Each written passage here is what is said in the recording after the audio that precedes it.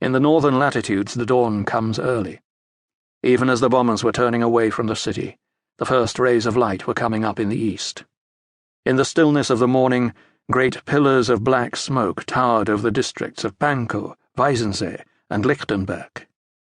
On the low clouds it was difficult to separate the soft glow of daylight from the reflections of the fires that blazed in bomb-battered Berlin. As the smoke drifted slowly across the ruins, Germany's most bombed city stood out in stark, macabre splendor. It was blackened by soot, pockmarked by thousands of craters and laced by the twisted girders of ruined buildings.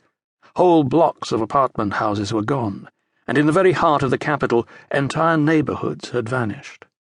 In these wastelands, what had once been broad roads and streets were now pitted trails that snaked through mountains of rubble. Everywhere, covering acre after acre, gutted, windowless, roofless buildings gaped up at the sky. In the aftermath of the raid, a fine residue of soot and ash rained down, powdering the wreckage, and in the great canyons of smashed brick and tortured steel, nothing moved but the eddying dust. It swirled along the broad expanse of the Unter den Linden, the famous trees bare now, the leaf buds seared on the branches. Few of the banks, libraries, and elegant shops lining the renowned boulevard were undamaged. But at the western end of the avenue, Berlin's most famous landmark, the 8-story-high Brandenburg Gate, though gashed and chipped, still straddled the Via Triumphalis on its 12 massive Doric columns.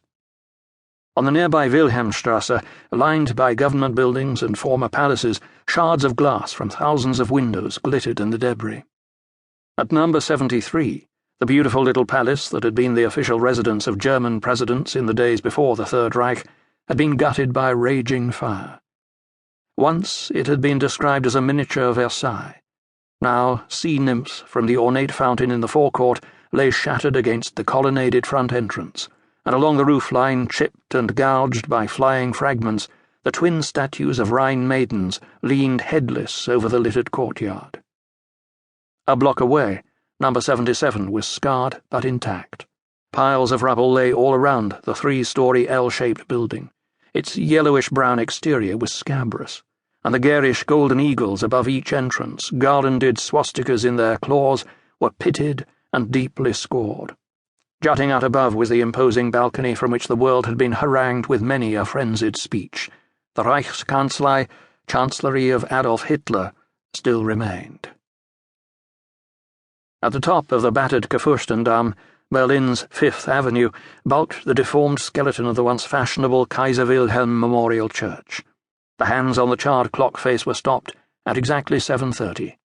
They had been that way since 1943, when bombs wiped out 1,000 acres of the city on a single November evening. 100 yards away was the jungle of wreckage that had been the internationally famed Berlin Zoo. The aquarium was completely destroyed. The reptile, hippopotamus, kangaroo, tiger, and elephant houses, along with scores of other buildings, were severely damaged.